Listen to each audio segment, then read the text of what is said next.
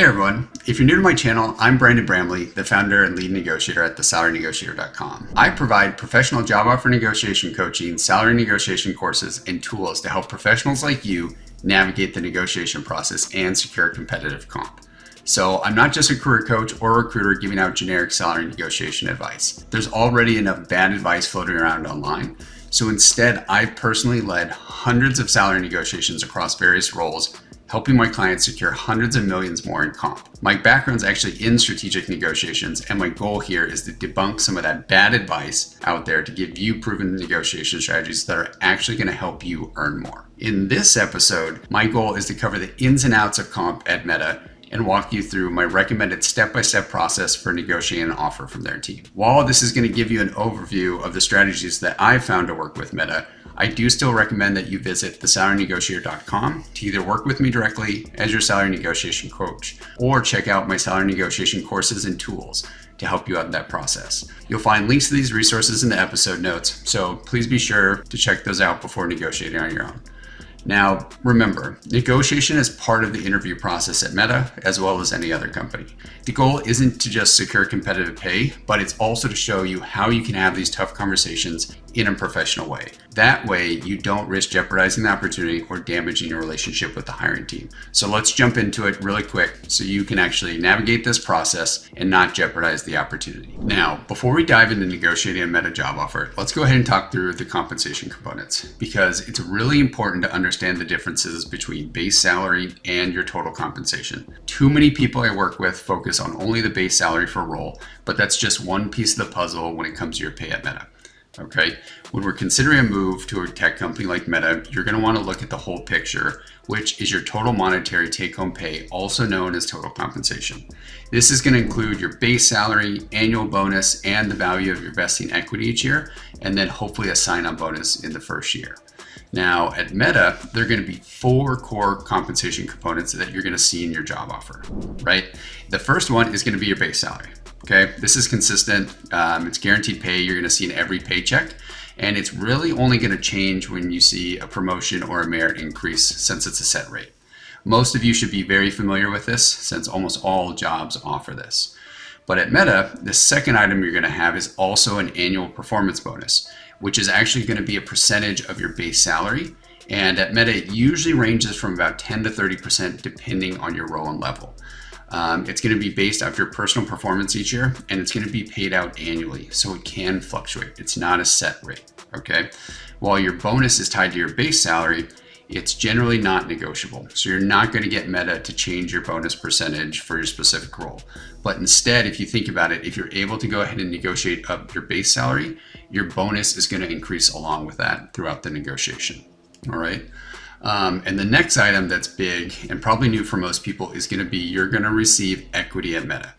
All right, your initial equity package comes in the form of RSUs, or what are called restricted stock units, which are going to represent actual ownership in Meta. These RSUs are going to be subject to a vesting schedule, which at Meta is 4 years. That means that 25% of your equity is going to grant and vest in your first year, which is going to become yours then. The next 25% is going to be over the second year, and so on, until you receive all of the amount of that equity over those 4 years. A big thing to note is that the full value of your equity, you're not getting up front, right? You're actually waiting for that to vest. So you're going to actually share in the value fluctuations over that period. So if Meta goes up in the stock price, so does your value of your equity. But the flip side is also true, right? So if their stock goes down, the equity is actually going to decrease as well, and your total compensation is going to go down. So there are risks with having equity as part of your compensation. And the biggest thing to note as well is if you do end up leaving Meta for some reason before your RSUs vest, you're going to go ahead and forfeit that unvested portion, all right? And the last compensation component that hopefully you all get in your job offer is going to be a sign-up bonus. This is going to be a one-time cash payment that's usually paid about 30 days after you start at Meta, and it's designed to either offset lost incentives or invested equity from your current company, or to go ahead and just give you an incentive to join. All right, and we've found that sign-up bonuses are not always included in the initial job offer at Meta, but they mostly require negotiation, and we've had a great success getting them for our clients. So even if you aren't walking away from money or anything like that, usually you can strategically negotiate some of these if you're following our steps and strategies. Okay. One of the last items I'd be aware of, we don't necessarily include this in our total compensation calculator, is at Meta they actually have annual equity refreshes, which are going to be additional RSU grants each year that are going to be added on to your initial grants. They're actually going to be separate from those with their own vesting schedule. The reason we don't include these in our total compensation calculator is because usually they're not always guaranteed and they can fluctuate significantly. You're also going to find that the recruiter that you're working with is going to be very shy on these details and not give you a set amount.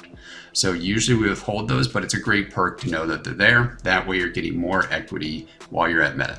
But to sum it up, these 4 main comp components, the base salary, bonus, equity, and your sign-on bonus are going to be your core total compensation at Meta. To help you visualize this, I actually have a total compensation calculator on my site. It lets you input your Meta base salary, your bonus percentage, your equity grant with the vesting schedule, as well as your sign-on bonus. Then it's actually going to show you the estimated compensation over 4 years, both in total and on an annual basis.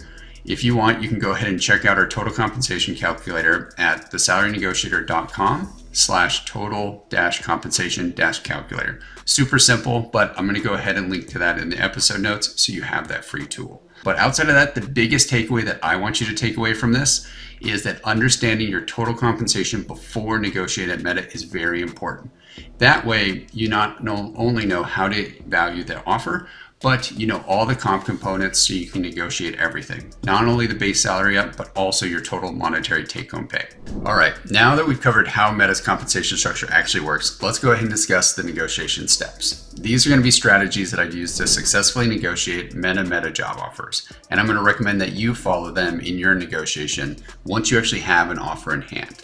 So it's important to note that Meta typically provides their offers verbally first and will only give you a written offer after you actually accept. So make sure you actually write down all the offer details when they give it to you verbally and start negotiating based off that. Note that this is not when they share salary expectations or give you ranges, all right? This is when they actually give you the verbal offer for the role.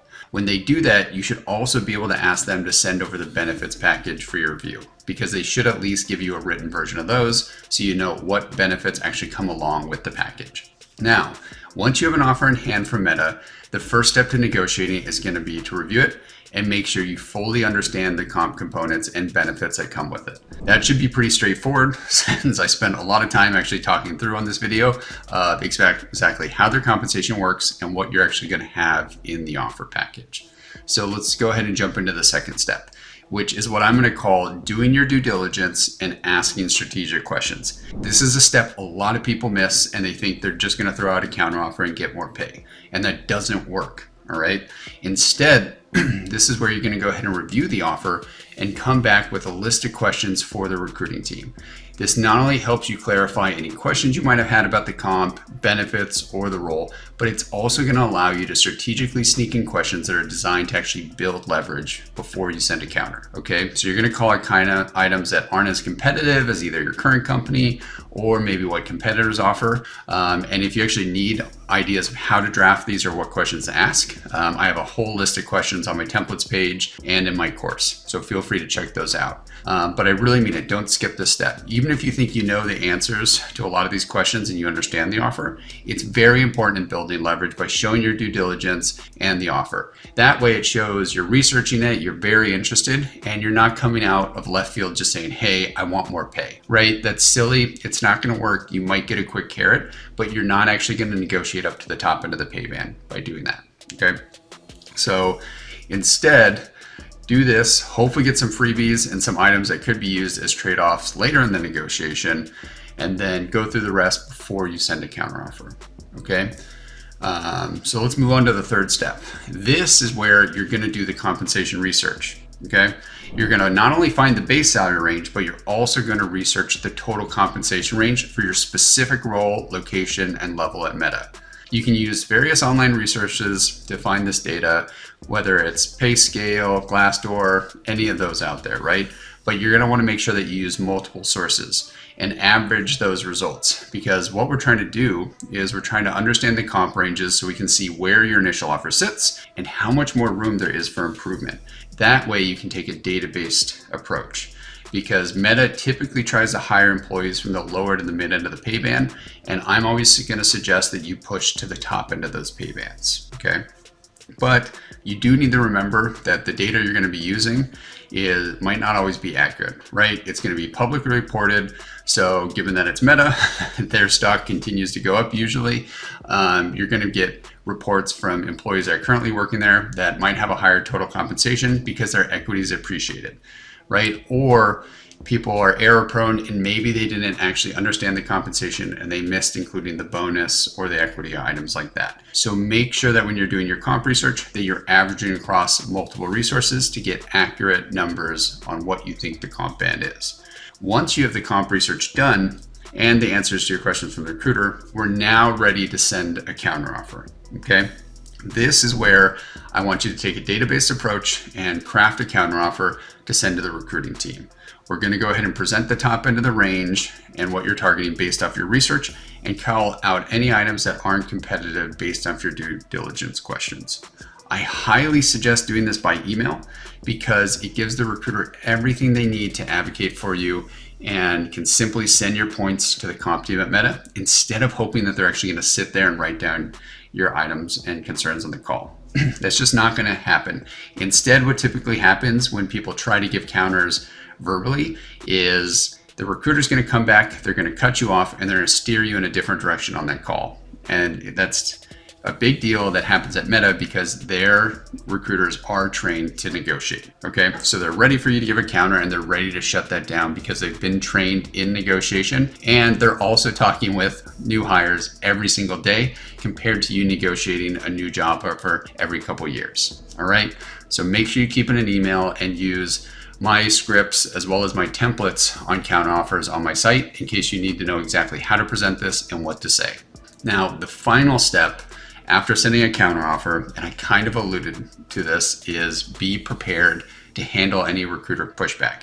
It's almost guaranteed that when negotiating a Meta job offer, you're gonna get pushback from the recruiter, okay? This is a completely normal process. They're gonna tell you no, they're gonna try to deter you from negotiating and get you to think that you have the best offer.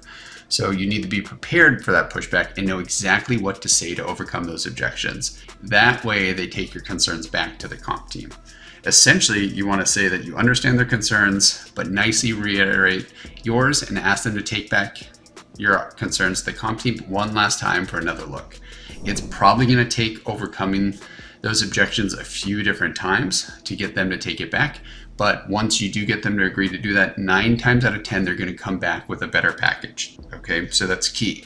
So if you want to know exactly what to say and how to handle an objection that's not aggressive, feel free to head to thesalarynegotiator.com and go ahead and grab my objection handlers, right? You can either get them in our course or you can get them on my templates page. But from here, if you overcome those, you're hopefully going to get a better offer from Meta. And if it does meet your needs, then you can go ahead and accept, move forward, and make a lot more money in your career. But if you do decide that it's still a little low, they haven't met your match, you can evaluate sending another offer. Just note that negotiating salary is not like how you negotiate at a car dealership, right? There's really not that much back and forth. So it's usually okay to send 2 counters if you need to. But if you go beyond that and continue to ask, continue to push, you do risk jeopardizing a relationship. So make sure you take a sanity check and make sure you're not being too aggressive. So out of that, that's the 5 steps that we use and I use to negotiate most roles at Meta.